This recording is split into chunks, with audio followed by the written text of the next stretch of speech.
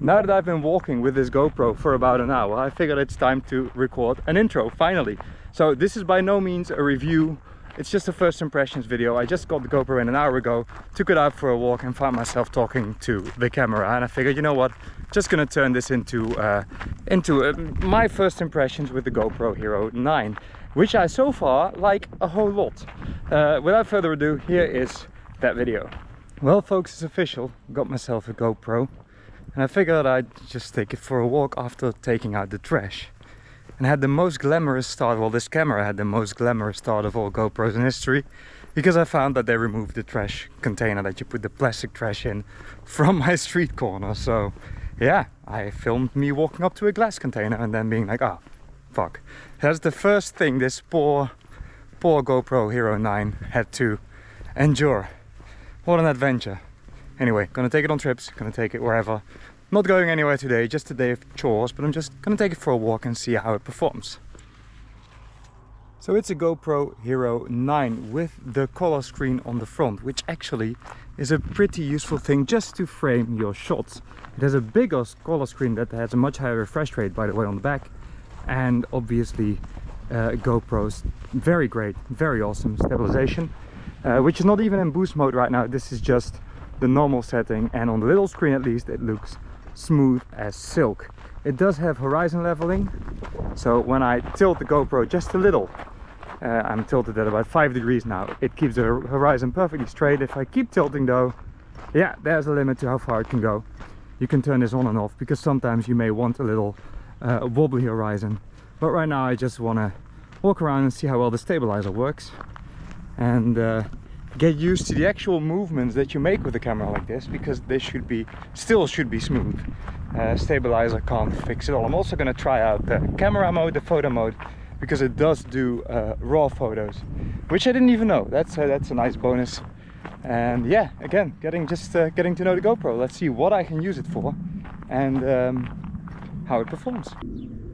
It's pretty intuitive. I haven't quite figured out how to tell it where to autofocus yet. It seems to be doing a pretty good job of it without any help, but I would like to be able to set my focus point on the screen, and I'm sure you can do that.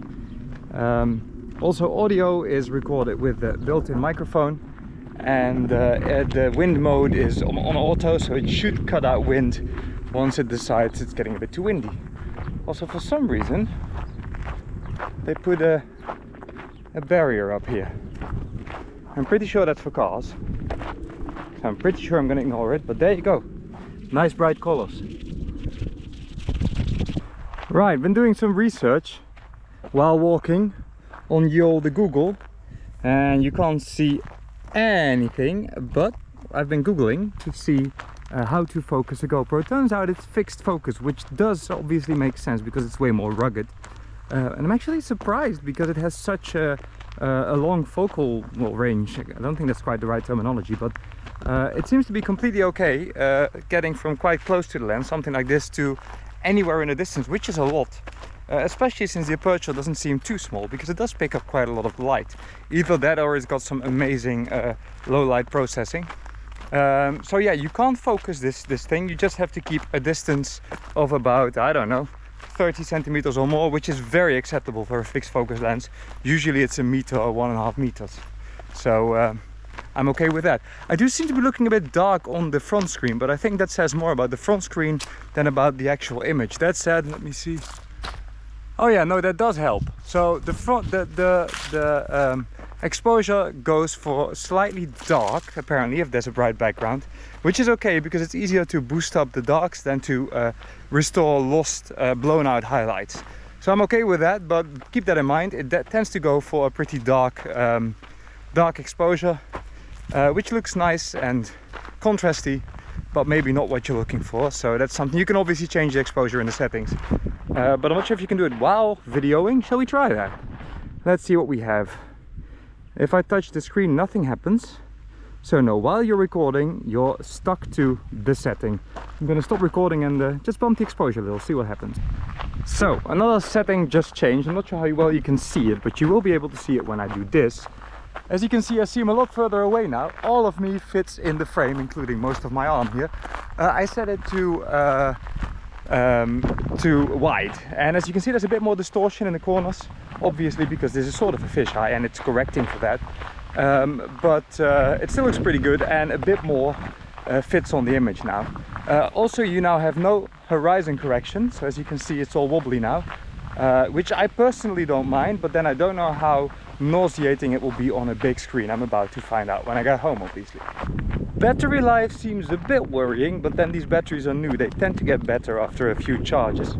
But I've only filmed maybe 5 minutes now, already lost 10%, so that's going quick. I'm sure there's ways to save a little battery. It's probably not set up as such, but that's something to keep in mind. Battery life, yeah, you will need a few extra batteries. I got 3. Let's see how far I can get with that.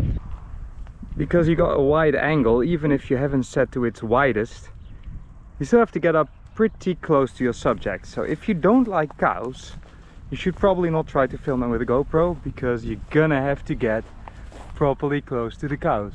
Yeah, you do. And the cow is gonna sniff your GoPro. Look, it's me and a cow. Yeah. I'm not sure if I was in frame, I couldn't see the screen. The front screen's pretty good, but it's very bright out today. And I couldn't quite see if I was on there. But this is the Dutch countryside, which has obvious cows. Yeah. They're pretty curious. Loads of flies. Poor guys, you got all the flies. That's not fun, is it? No. No, you can't eat me. No. Ooh, do you want to sniff it? Does it smell good? It smells like new plastic, doesn't it? Yeah. And then here is something called Super View, which allows me to show you even more. This is almost like a drone hovering over my head.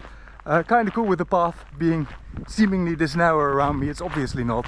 That's perspective for you. It's actually quite wide. But yeah, this is Super View, so you have all of the view now. It just looks even more fish-eye. I'm gonna try to show you horizon so you can see how bent that will be. As you can see, if I now move, it becomes a bit lopsided, but then you do have a massive field of view. This is awesome for skating videos and stuff like that, I would say. And then there's a setting called narrow. I'm pretty sure it just crops in here rather than correct for the distortion. We should not have much distortion now. Let me see if that is indeed true. Yep, see, horizon stays nice and straight, but of course you have way less field of view. And if I now turn the camera around, there you go. This looks pretty normal vloggy, but it is a bit claustrophobic, I would say. I prefer the slightly wider view for this kind of filming. Do we have horizon leveling? We do not, or do we? Yeah, we do, until there it goes. Okay, so we do have horizon leveling with this one, but it's not quite as wide.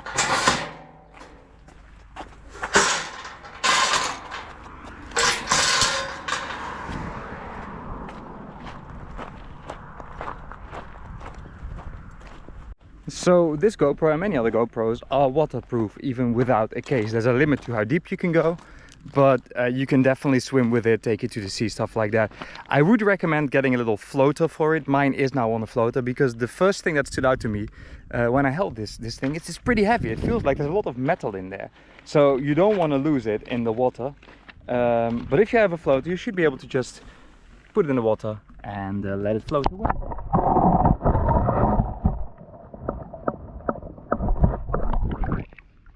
Yeah, it's floating. Not sure how the sound sounds now, because even though it's waterproof, water will still get into little microphone holes and it takes a little time to get out. So I'm going to shake you a bit. There you go. I hope that helps a little.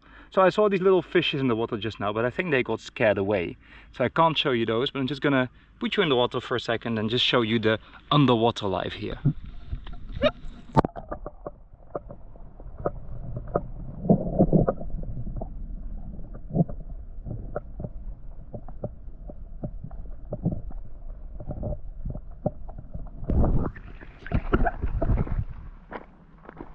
Still running. It's very scary to do with a new device, but it is what it's designed to do. Generally I'm just going to use this one because it's small and has high quality video, and well, maybe not now, but usually audio, when there's not too much water in the microphone. I'm mostly going to use it for just, you know, travel and stuff like that. But it is a rugged machine. It's supposed to be able to handle drops and stuff like that. Yeah, a little water shouldn't hurt. As you may notice, there appears to be no drops or anything on the lens. There's apparently a coating on it because the water just slides off it. It doesn't on the rest of the device, so it's all wet now, but image looks good. This is a pond, but it's mostly overgrown now, looking very special. Obviously, with it being fixed focus, there's also no zoom. So any zooming you can do is just cropping into the image. It does give you 2 times zoom. That's obviously digital zoom, so it's just cropping and then stretching the image. It's a bit pointless. Some phones are really good at it. This one just literally zooms in and crops, or crops and zooms in. So I'm not using that. I turn it off in the menu setting and put exposure composition instead of it in the quick settings thing on the back of the camera, which has a pretty damn nice touchscreen, by the way. It works quite well, and it allows you to change the most common settings, and then there's a very in-depth menu where you can set everything. Actually pretty impressed with how many settings you can change on the little thing. Also, there's an app called Quick, Q-U-I-K, for your phone or tablet or whatever. Allows you to do live view, not too much of a delay either, and it's kind of nice if you want to film something you can't see yourself, like underwater, and you want to follow something underwater. At least you have some idea of what you're aiming your GoPro at. Of course, with the wide angle, you get most of it in shot anyway. There's a pretty big field of view, but still it's nice to have a bit of confirmation to know that you are pointing it somewhere near your subject.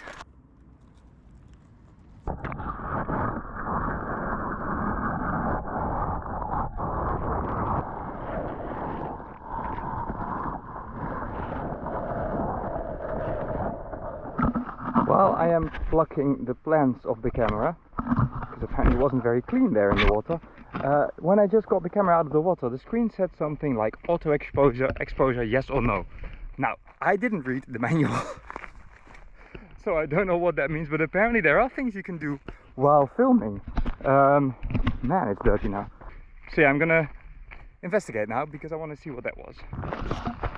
Okay, so not what I meant to do, but if I press the button on the side, it says highlight edit every time I do that. Now, I don't see a difference, but maybe we'll see it in the video later. So I've been playing around with the touchscreen on the back, and I can't seem to get that auto exposure yes no thing going. Maybe it's something that happens when there's weird light stuff, because it's dark now. Let's see. No, it still doesn't seem to be saying anything, so I'm not quite sure why it did that, but I will have to Google that then. Well, Google didn't help me there either, so if anyone knows what that was, I'm very curious to know. In the meantime, I'm going to just take a few photos, and I'm going to post-process them. I will shoot them in RAW, so you can see what the photo quality of the GoPro Hero 9 is. It actually impresses me how GoPro went in just a couple of years from tiny little cameras that were not bad for their size to something looking like this, with a nice screen on the back, a small screen for just framing on the front, and in general a very nice high quality device. I'm pretty impressed. I obviously haven't seen the footage yet, so I may change my mind and then I'll add some extra video, but I don't think there will be much coming. I'm pretty sure this GoPro and I are going to be just fine. Over and out.